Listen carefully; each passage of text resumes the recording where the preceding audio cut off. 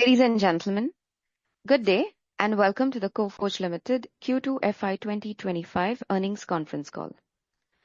Please note all participants will be in the listen-only mode, and this conference is being recorded.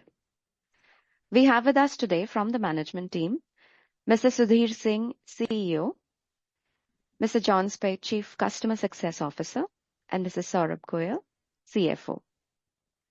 We will begin the call with opening remarks from the management team, and post that we will open the floor for questions. Before we begin, please note that some of the statements made in today's discussions relating to the future should be construed as forward-looking statements and may involve risks and uncertainties. Please refer to the disclaimer to this effect in the company's Q2FY2025 earnings press release. With that, I now hand the call over to Mr. Sudhir Singh. Over to you, sir. Thank you, Inba. Ladies, gentlemen, thank you very much for joining us today as we share our Q2 fiscal year 25 performance and the business outlook going forward. Q2 has been an exceptionally good quarter for the firm.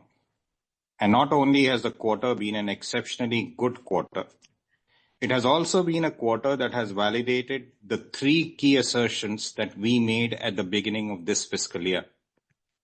You will recall that at that time, our three assertions were seen as unconventional and met with some degree of concern. You will also recall that those three assertions, which now stand vindicated, were: 1. We had shared then that given the incredibly detailed due diligence we had done, we believed that the Cigniti business was foundationally a healthy one, and that growth of both businesses would accelerate remarkably and immediately on account of synergies once we brought them together. That was assertion 1.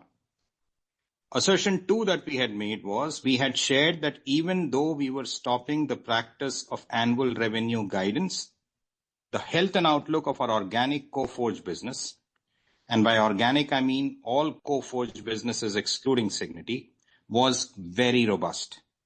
We were not, repeat, not undertaking an acquisition because our organic business was stressed. We had emphasized then that we were undertaking a material acquisition because our organic business was in the pink of health.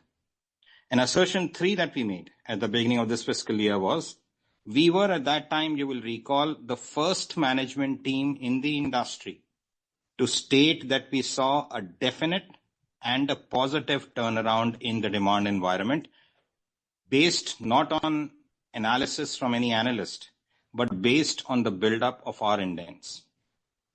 Ladies, gentlemen, as you reflect on those three assertions made at the beginning of the fiscal year by us, please contrast them with our Q2 performance that I shall now read out.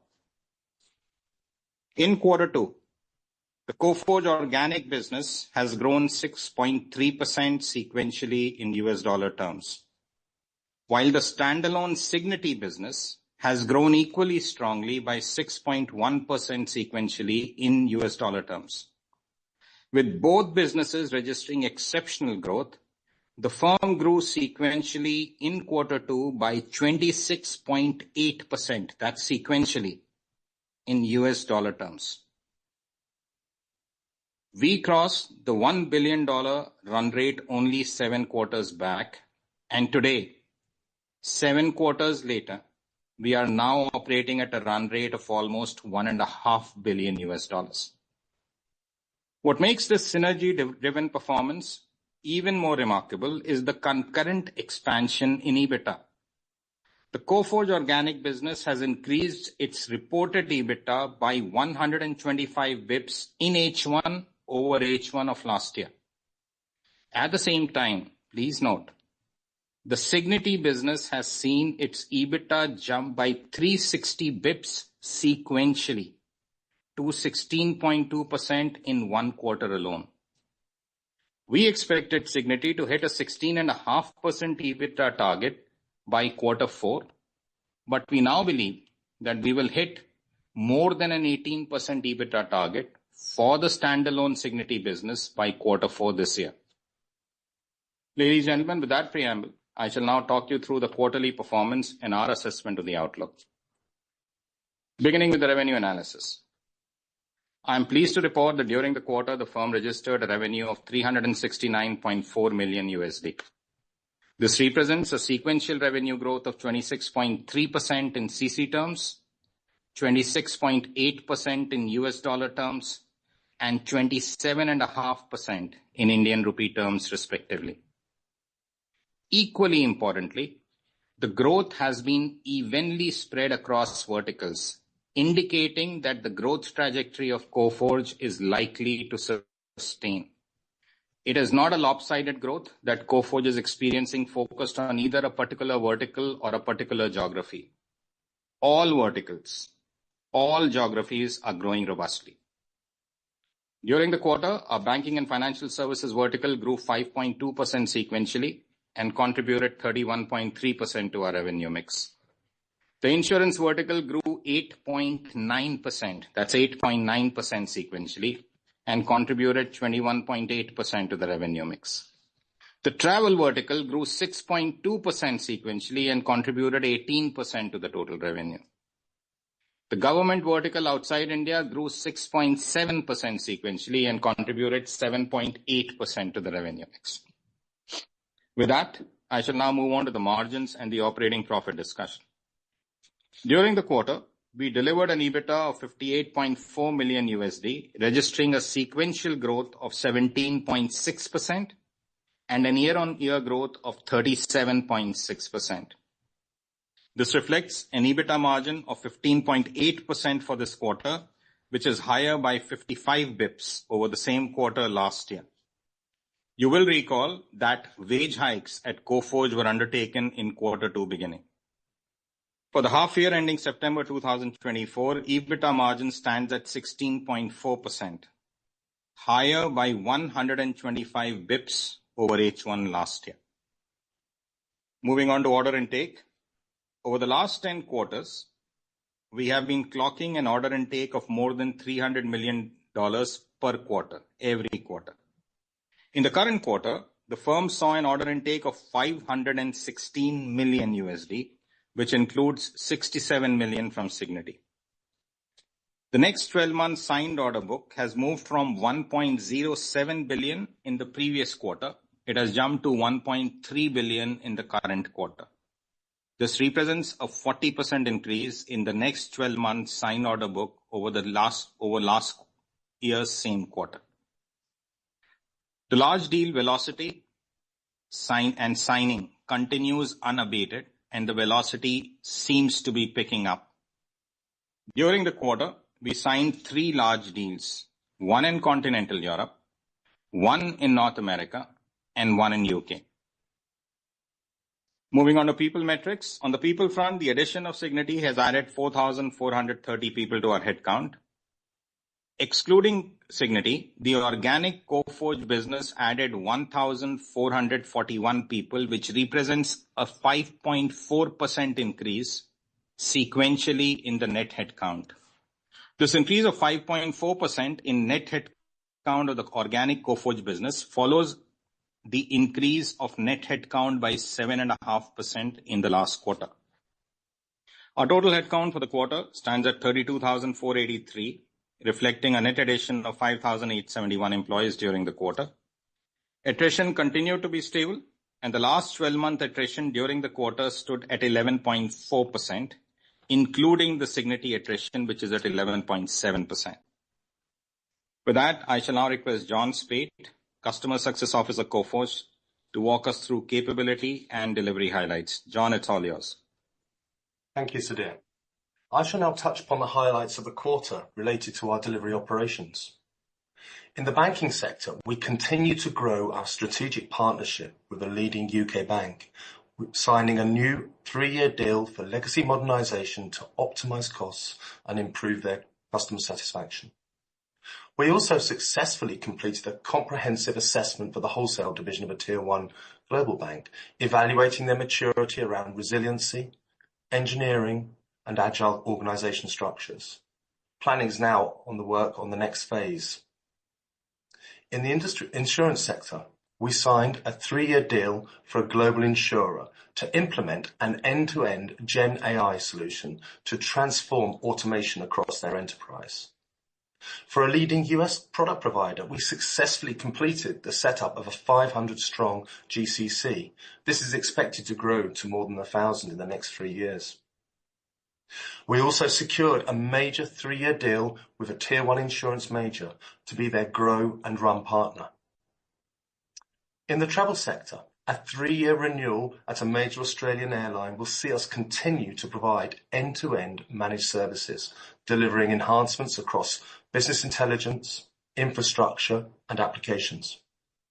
In the retail sector, we secured a major 3-year managed service deal with a top Australian supermarket chain to automate quality engineering services across their e-commerce and mobile channels.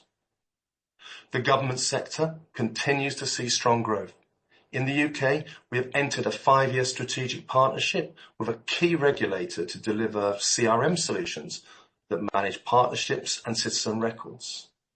We also closed a multi-year deal for a leading health service provider to provide an integrated contact centre and CRM solution that supports the delivery of urgent patient care to citizens.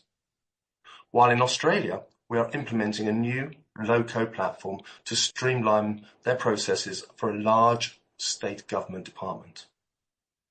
Moving on to partnerships. We are partnering with ERM and Salesforce on an innovative sustainability solution called the Environmental and Net Zero Offering, or ENZO. Launched officially in August, it is a full BPaaS offering that helps organizations meet their Scope 1, Scope 2, and Scope 3 accounting and reporting obligations under the Paris Climate Agreement. Our strong alliances have continued to develop, starting with a renewed designation as a Microsoft Azure Expert Managed Service Partner, giving us top-tier Microsoft partner status, one of only 127 worldwide. Meanwhile, we are really pleased to announce that Pega has promoted us to their top-tier partnership within their Global Elite program. We have developed new migration accelerators to support legacy transformation across key platforms.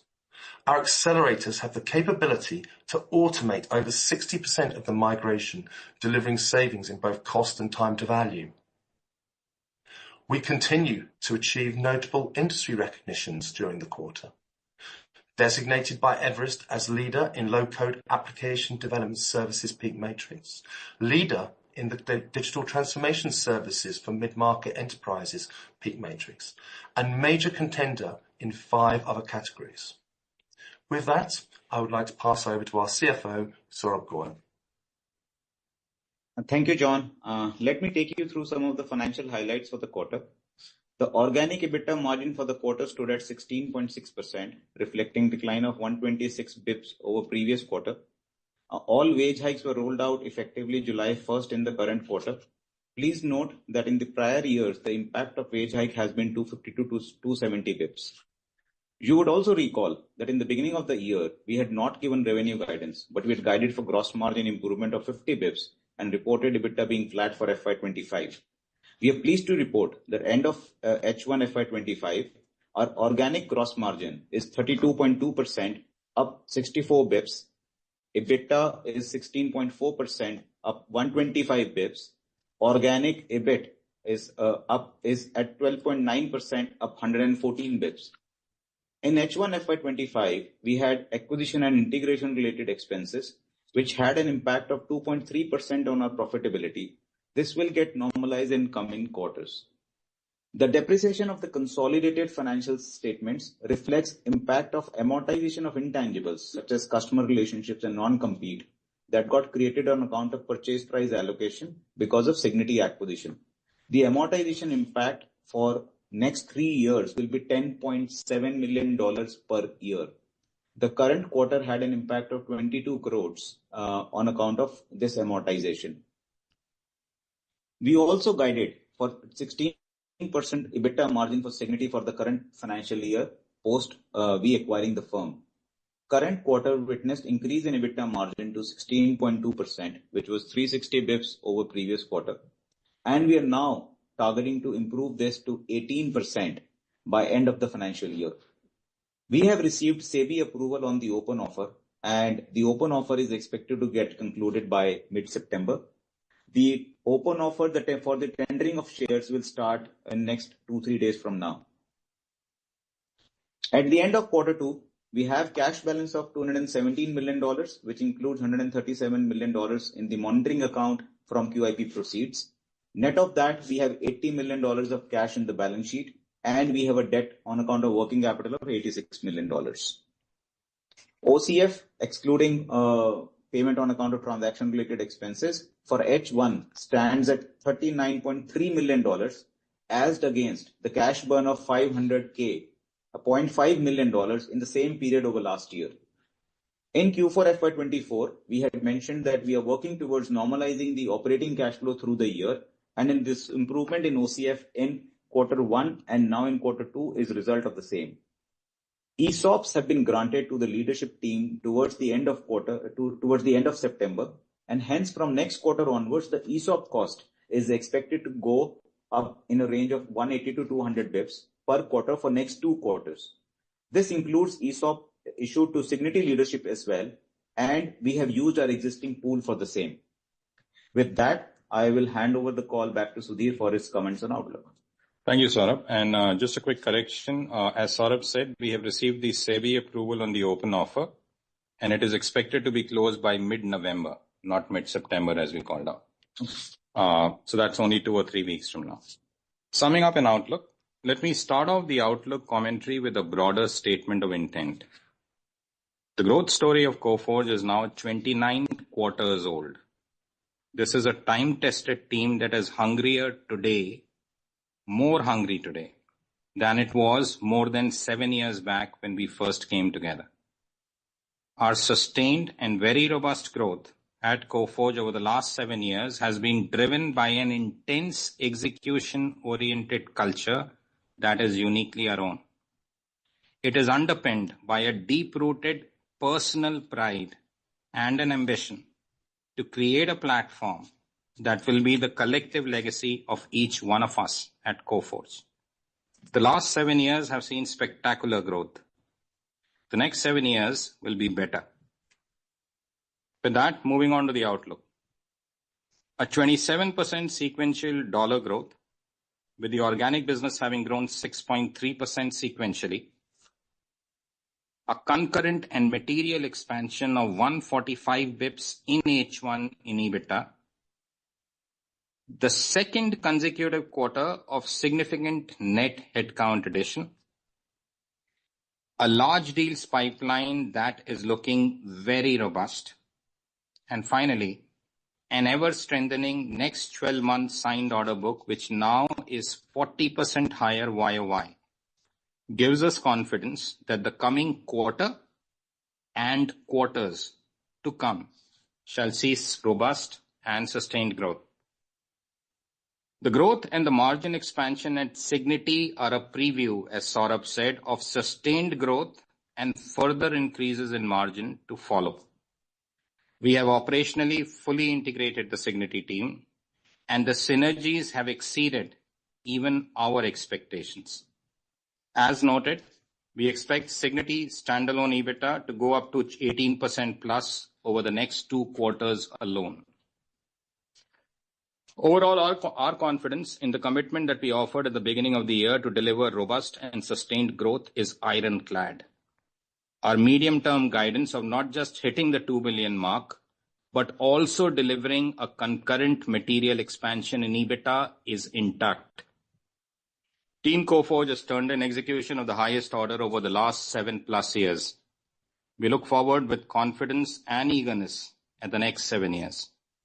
With that, ladies, gentlemen, I conclude my prepared remarks, and I look forward to hearing your comments, and we all look forward to addressing your questions. Thank you. Thank you very much, sir. Ladies and gentlemen, we will now begin the question and answer session. Anyone who wishes to ask a question may click on the raise hand icon from the participant tab on your screen. We request participants to restrict your questions to 2 and then return to the queue for more questions. To rejoin the queue, you may click raise hand icon again. We will wait for a moment while the question queue assembles. We take the first question from Sulabh Govila from Morgan Stanley. Please go ahead.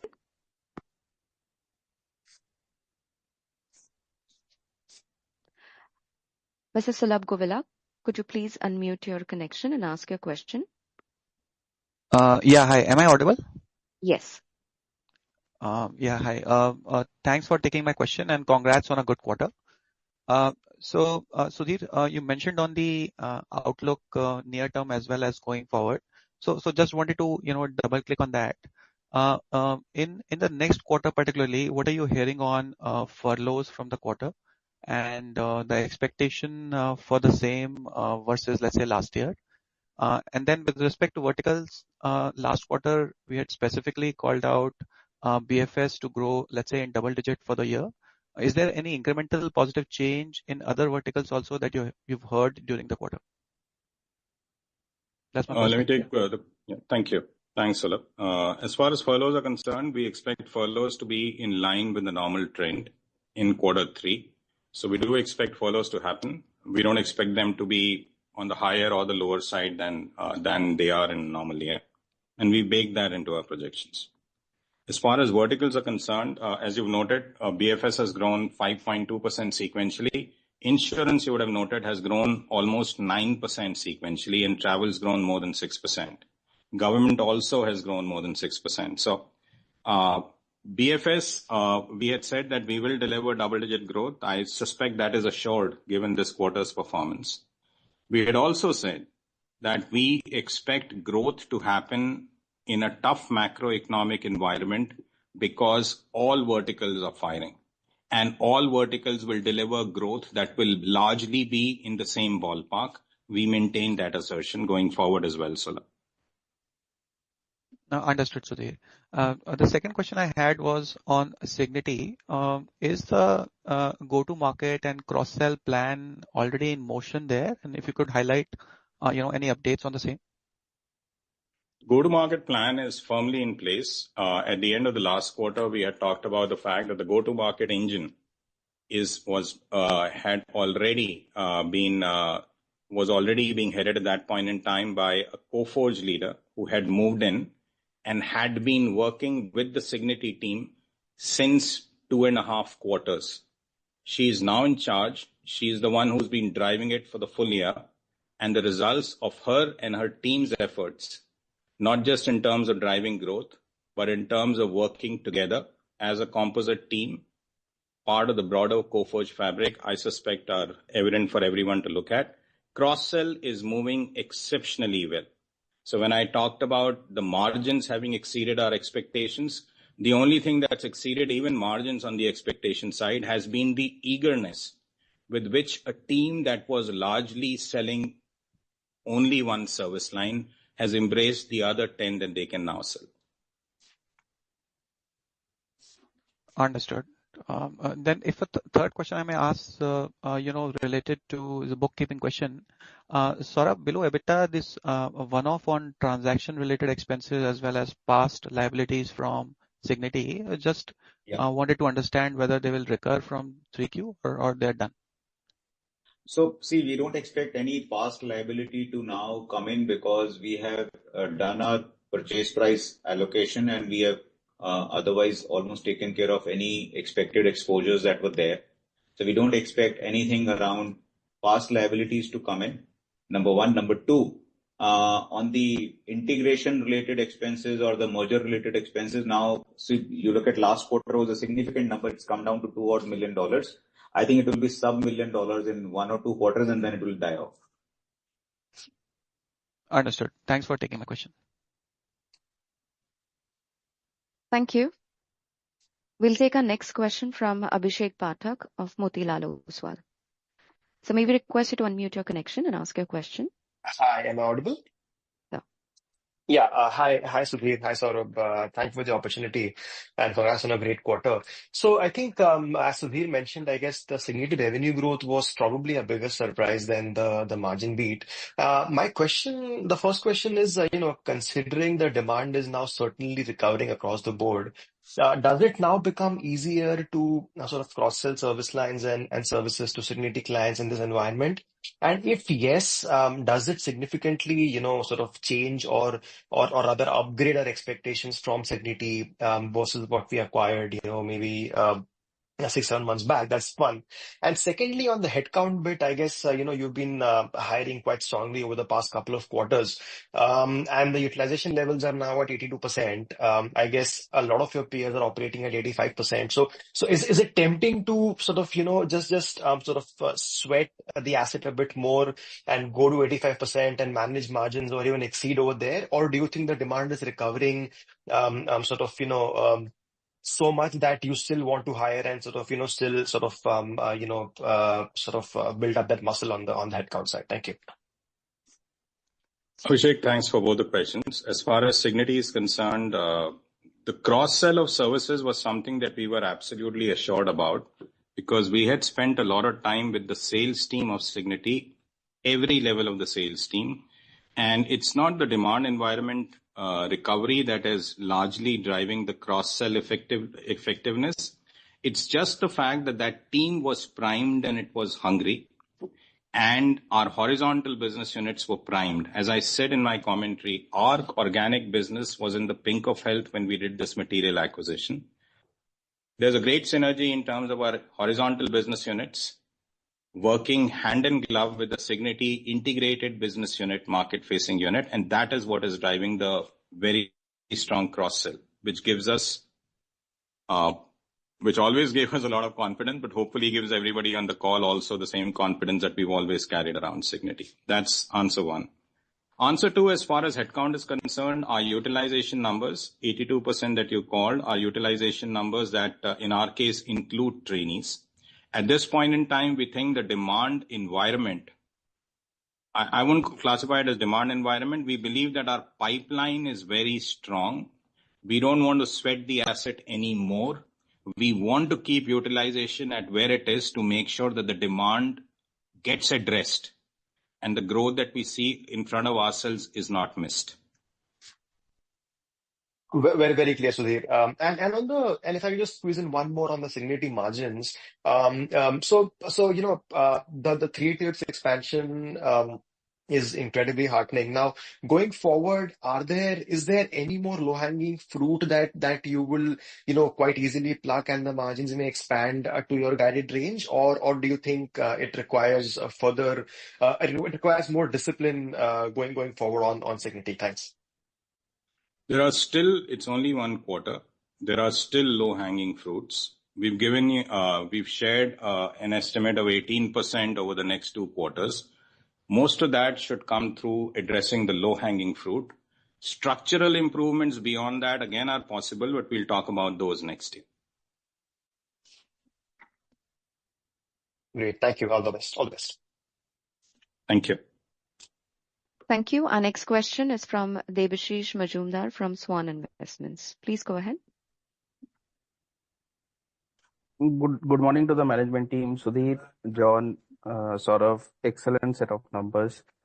So I have 3 set of questions. First on macro, second on organic Coforge, and third on Cigniti.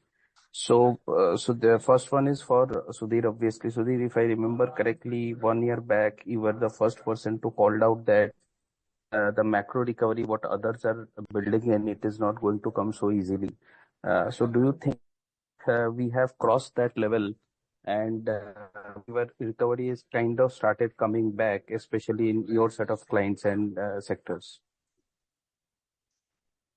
Yeah, Devashish, thanks for the question. You're absolutely right. Last June, when the general impression was that the second half of the calendar year last year would be great, you're right. We as a management team had said that there was going to be no demand recovery, and I think we did turn out to be right. In March, April this year, we had made another assertion, and again, that was contrary to the prevailing commentary from our peers, that the demand environment has seen a definite and positive turn. We believe that is in play, and that demand environment will continue to underpin our growth going forward. Okay, understood. The second question is related to the Coforge organic business. And congrats again for a good comeback quarter with a blown up kind of CC growth. The question that I have is, if I see the vertical wise growth and geography wise growth, it seems to be extremely broad based. So is it like that this 5% kind of number is sustainable for next 2 to 3 quarters, and because it has not come from any single customer or single vertical, and you see that this recovery path is going to continue for at least for next 3-4 quarters? Devashish, thanks for the question. As you're aware, we've stopped giving a formal guidance on numbers, but what we can assure you is that the broad-based growth is going to continue. One of the reasons why we did the Cigniti acquisition when we did was because at that point in time, looking ahead, we were incredibly confident about the broad-based nature and the robust nature of growth ahead of us. That's why we did it. Growth going forward, as you've noted, business-wise, geography-wise, service line-wise, will continue to be broad-based. It will also, I want to emphasize, be robust. At the beginning of the year, we said our growth will be sustained, robust, and profitable. I can assure you, at the midpoint of the year, going forward, the growth will be robust, it will be sustained, and it will be profitable. Sure. Good to hear that. Just a related question to that, if I see our hiring data, so in most of our peers, either revenue growth has come in that case, hiring doesn't come, or vice versa. In our case, we are seeing that both revenue growth and hiring going hand in hand with a very tight utilization level of 82%, and a tight attrition of 10-11%. So what I'm trying to understand is, have we cracked a very good model here, kind of hiring and growth goes hand in hand, and it doesn't create any impact on our utilization in a single quarter? We don't go into a lopsided hiring. We have moved into a just-in-time hiring. So just wanted to get some thought on the strategy there. Devashish, it's more to do with the execution than with the strategy. When we say that Coforge has an intense execution orientation, what we mean by that is that every team member is into the details. We believe the fact that we've been able to hire, that we've been able to forecast and recognize that there was a reversal in the demand cycle basis our own indents that were flowing in. The fact that we were confident in our assumption to be able to hire a quarter in advance is a reflection of the execution intensity and the ability of our people supply chain leaders to be able to fulfill what our sales leaders were able to sense looking at raw indent data that was coming in. And I think just to add to that, see, when we do a pipeline reviews, because when you start hiring in advance, the indents get raised almost 120 to 130 days in advance of the hiring, because it's a 1 to 2 months of interview and 90 days of joining period.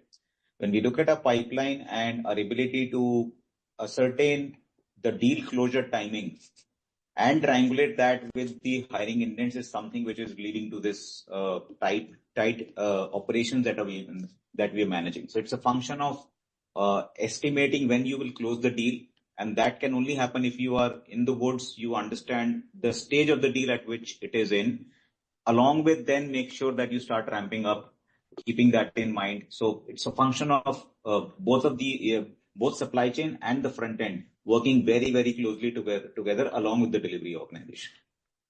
And one extra point here is the fact that it's all underpinned by the incredible client centricity. We're very, very, very close to our customers. So we understand exactly their businesses and what their expectations are in advance.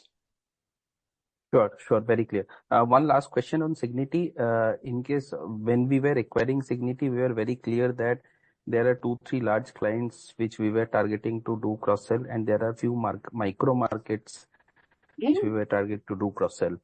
So do you think that we are getting success? Obviously, numbers showing some amount of improvement for sure. Do you see we are getting success in those strategies of cross-selling to existing larger clients of Signity's and getting into those micro markets? We clearly are, Devashish. Last week, we finished a 4-day workshop, and we looked at every aspect of sales execution. We are getting success slightly ahead of what our expectations, which were already high, were when it comes to cross-sell. And we feel very assured about the prospects going forward as well. So just to harp on this point, so in this quarter, growth in Signity numbers, we are getting growth from selling higher Signity business to the existing clients in a more efficient way, or it is like selling more Coforge capabilities to the existing clients of Signity?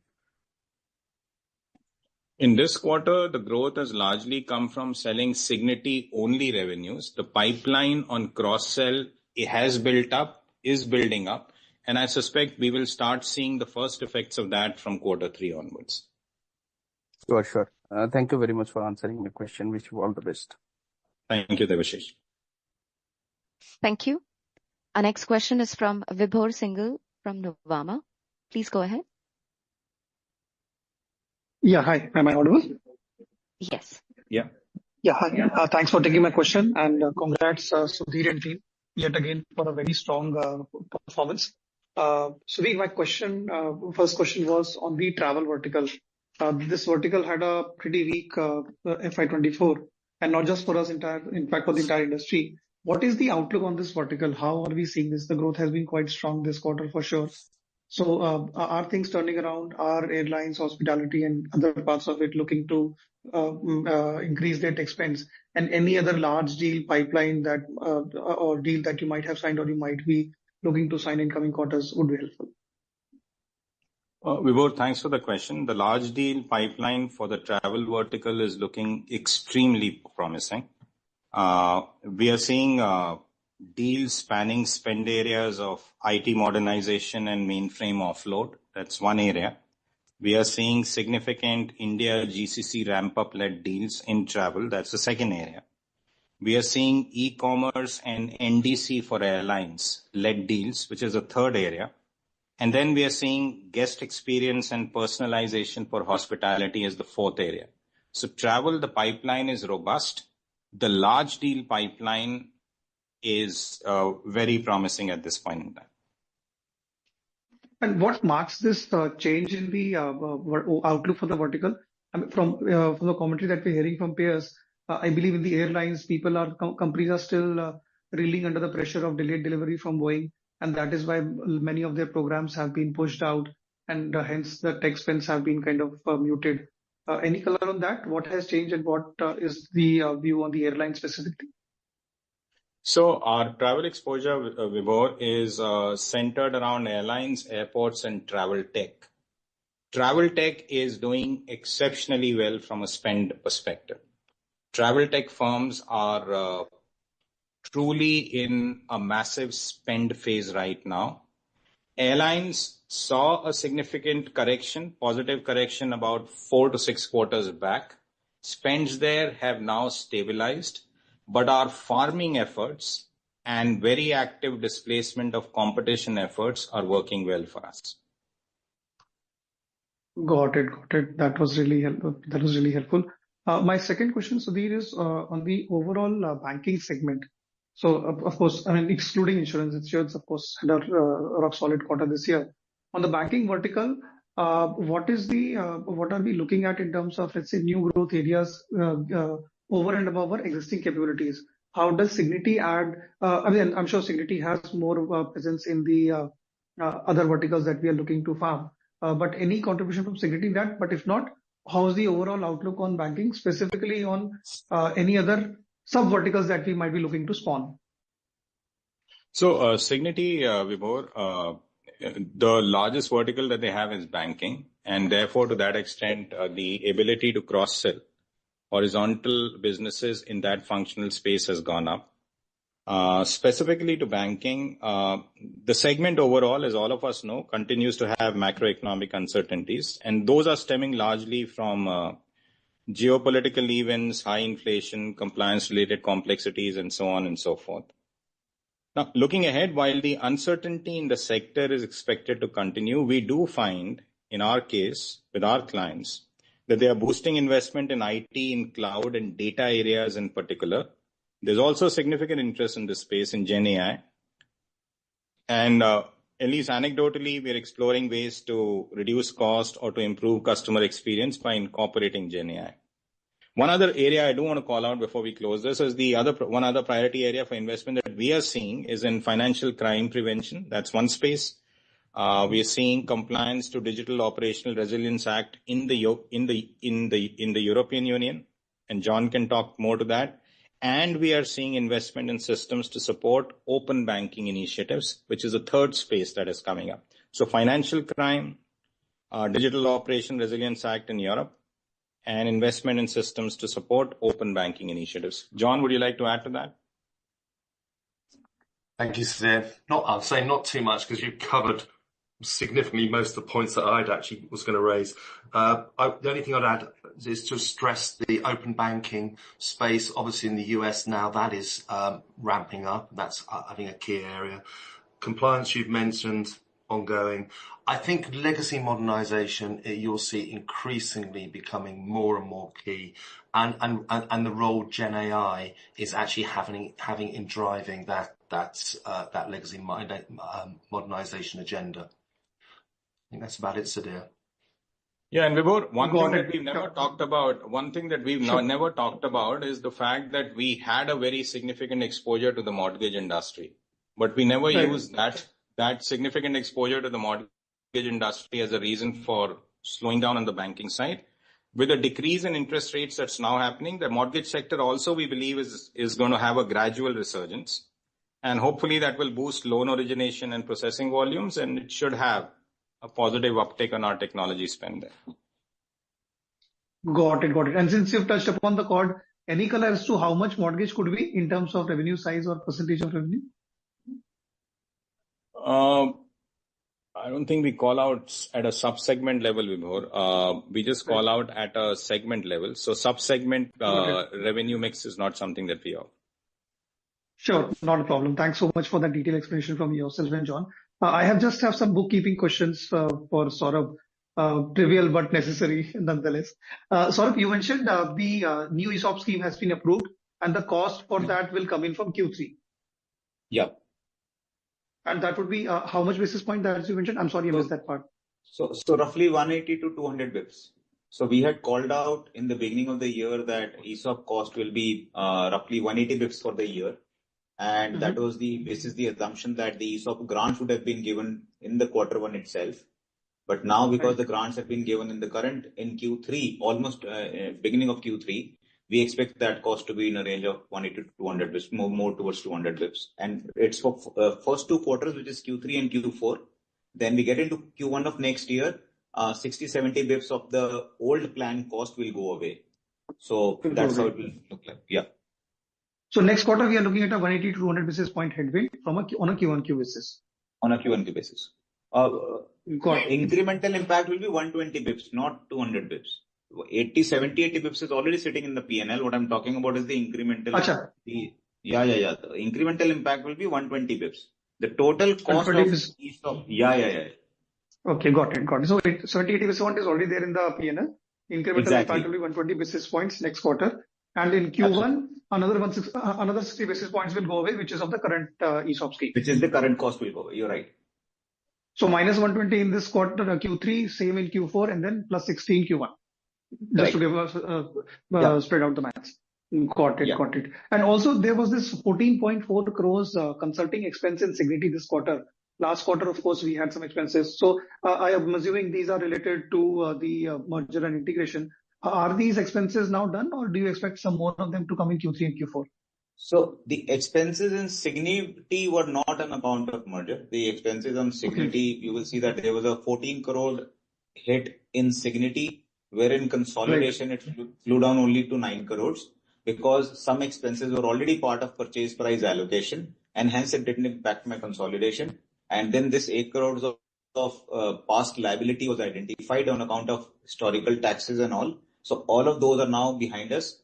We don't expect at least any past liability in Cignity to come and hit the consolidated financial statements going forward.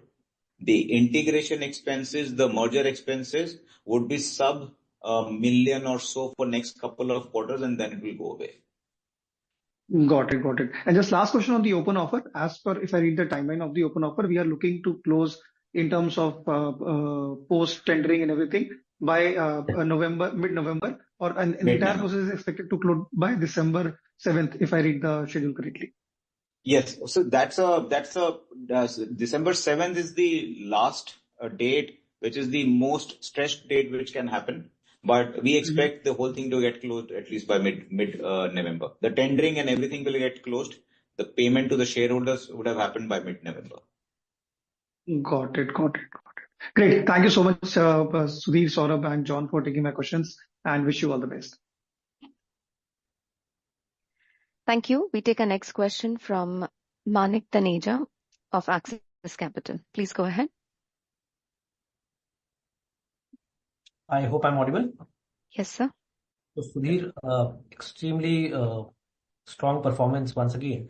Just wanted to pick your thoughts on a very interesting statement that you made at the outset, saying that the next 7 years look much more exciting for the leadership team. If you could give us some, while you've talked about the $2 billion revenue growth target, but if you could help us understand if you're looking at further acceleration in terms of growth, given the platform that we've created now. That's question number one. The second question was with regards to basically more a bookkeeping question in terms of what is ailing the cash generation for us through recent years, despite the fact that we continue to do extremely well from a growth standpoint. Those are my two questions. Okay. Saurabh, would you like to go with cash generation? Yes. I'll take the acceleration after Yes. that. So historically, we have been around 67% to EBITDA of OCF being generated for a financial year. And the challenge that we had was that always quarter one, quarter two, we used to burn cash because of bonuses getting paid for the whole financial year in quarter one or quarter two, increments happening and some vendor payments coming in. So current year, at least the normalization of cash has happened. And sitting today, H1, we are looking at almost $40 million of cash being generated.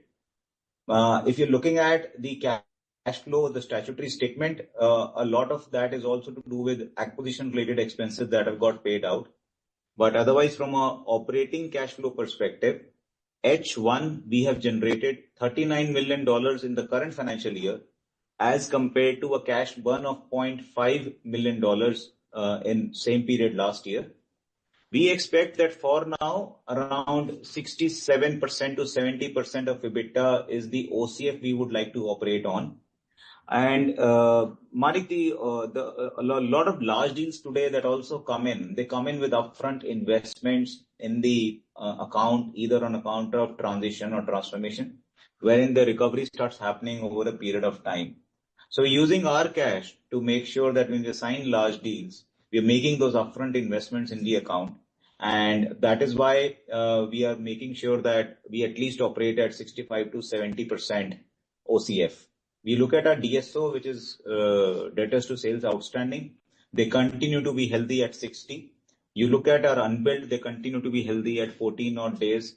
And hence, DSO for billed and unbilled is both 74 days. So it's not that I have a receivable problem.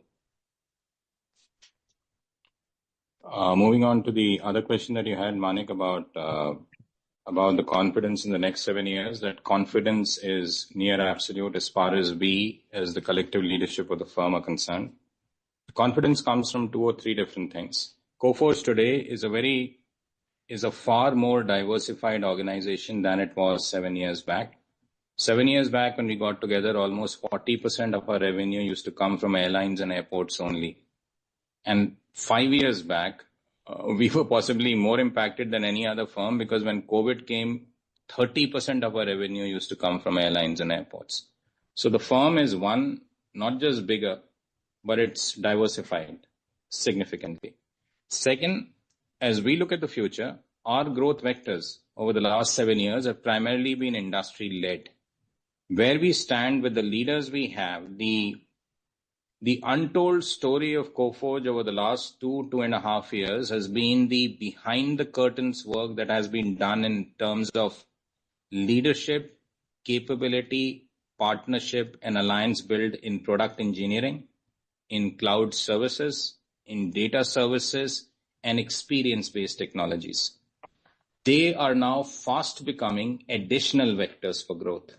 The third thing that gives us a lot of comfort is the fact that what we internally call big bets, geo-based big bets, the newer geos that we've gone in quietly but with tremendous intent, are playing for us. So it's a mix of one, a diversified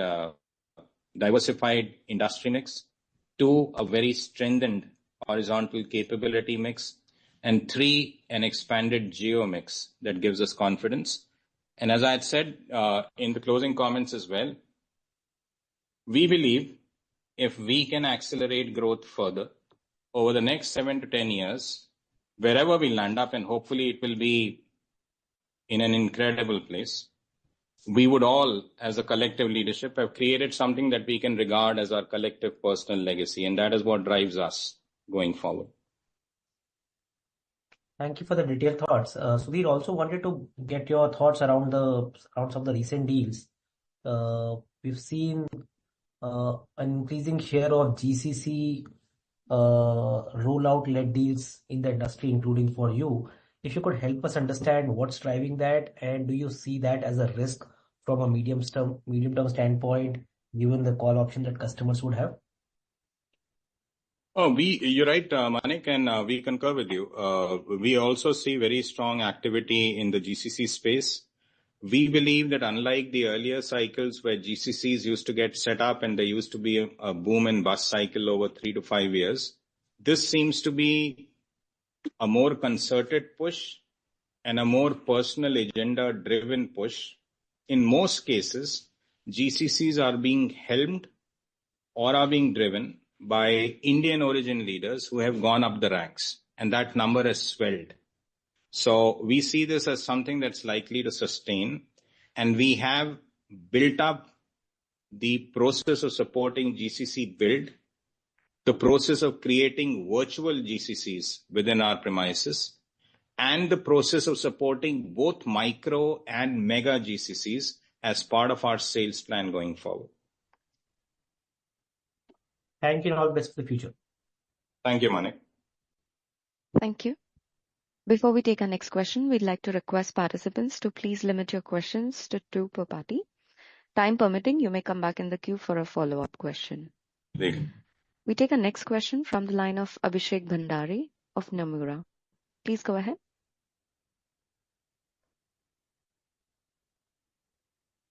Mr. Bhandari? Sorry. Can you hear me? Yes, please go ahead.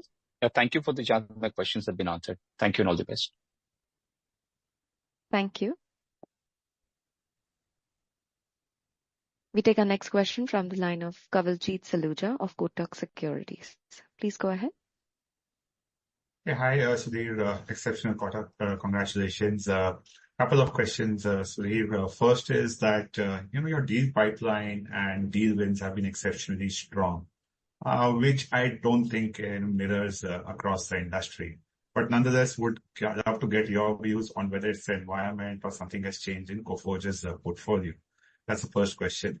The second question relates to the earlier question asked by Manik on GCCs. How would you characterize the durability of revenues of GCCs, and how are the nature and shape of engagements different?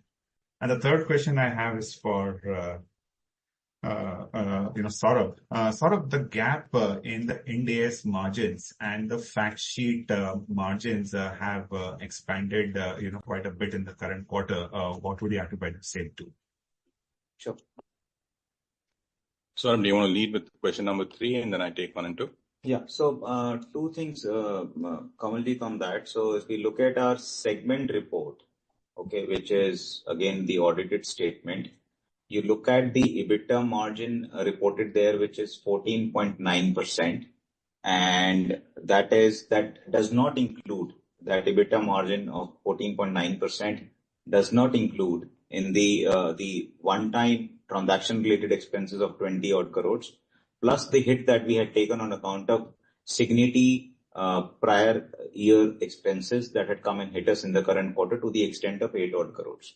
If we just add that back, 14.9% EBITDA margin in the result sheet, which is a signed audited result sheet as part of the segmental information, will go up to 15.8 odd percent, which is also reported in the management fact sheet of 15.8%.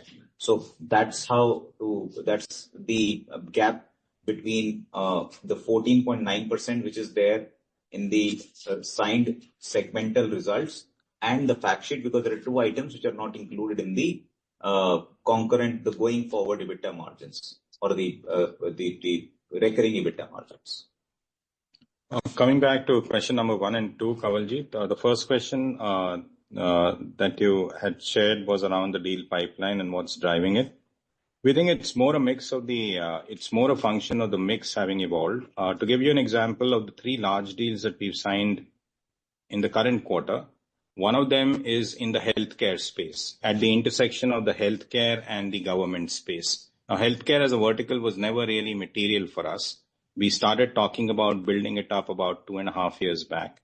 And the fact that we've signed this deal last quarter, one of the large deals we talked about was from the retail vertical. So part of it is coming in, one, from an expansion in the credibility that we built across newer verticals that we did not have credibility or capability at scale earlier. The second set of deals and why they're expanding, and hopefully we'll have a lot more to report, are coming in largely from product engineering. Product engineering for us, and we call it engineering internally, is for us one of the largest, or I suspect the largest HPU at the current point in time. And engineering, a lot of the credibility that is coming from the Advantage Go platform that exists, the Mona Lisa platform that exists, the SATS platform that we created on a turnkey basis, the work that we've done with platform players in asset wealth management and travel tech, is allowing us to create large deals at scale. That's the second thing that's helping us pick up. And the third thing that's allowing us to widen the funnel and increase the velocity is the geographical expansion, Kawaljeet. This quarter, one of the 3 deals, I talked of one earlier, is from continental Europe. Now, continental Europe, again, you know this very well, was not a very happy hunting ground for us in the past. But what we've done over the last 3 years, quietly but in a very sustained manner, building up a sales presence there under the leadership of John, who's on the call, is what has led to that deal closure as well. So that's our assessment of why the deal pipeline is not just sustained but is expanding. Number 2, Kawaljeet, as far as GCCs are concerned, the core mandates, when we do get them, the initial mandate on GCC is always a time-bound mandate. For example, we secured a mandate to set up a GCC where the initial mandate was 500 people. That was supposed to be a BOT operation, and it was expected to be revenue that would be then, it would fall over a cliff after 3 years, after we handed over operations. But 9 months into that transaction, with that client, that 500 people business is running. It has another 2 years to run. The number that we have been able to inject into the rest of the client is another 700. So we're operating at 1200. I can't give you a very clear answer there. A core element of the revenue stream that's coming in will have a cliff, I don't know what to call it, a cliff vesting or a cliff fall at some stage. But if we continue to deliver, we are finding that we are able to expand into ancillary spaces. That's how I would characterize the answers, Kawaljeet. Fantastic. Thank you so much for those answers today. Thank you, Kawaljeet. Thank you. We take a next question from Ravi Menon of Macquarie. Please go ahead.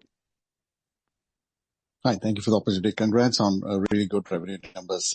So 2 questions. One, it looked like you integrated Cigniti, even though you still have only 27.98% a stake. I guess this is because you now have control of the company. Is that right? That's right. We have board control. That's why we've integrated the firm and we've consolidated results. Second is, the deal wins for 560 million. It's a third best in any quarter so far. Could you talk a bit about, how much of a proportion of this are renewals and what's really net new? Let me just reflect very quickly. The healthcare/public sector intersection was net new, the one I talked about. The Continental Europe deal was net new, which I talked about. And the US deal was EN, but most of it was new revenue. So largely new revenue. Two of them are actually NN, and one of them is EN with the accent being on the N and not the E. Great, thanks so much. And any of the GCC deals, do they have any build, operate, transfer sort of structure? Yes, some of them, as I said, in response to Kawaljeet's questions, do. All right, thanks so much. Best of luck. Thank you. Thank you. Ladies and gentlemen, that was the last question. I now hand over the call to Mr. Sudhir Singh for closing comments. Over to you, sir. Thank you, Inba. Ladies and gentlemen, thank you very much for your time. We've always said this and we've always meant it. The questions you ask us, the insights that you provide or the questions provide are a very valuable guide and a milepost for us. We look forward to further interactions, both in investor calls and investor meetings. Thank you very, very much for your time and your attention. Thank you. Thank you. On behalf of Coforge Ltd, that concludes today's conference. Thank you for joining us. You may now click on the leave icon to exit the meeting. Thank you all for your participation.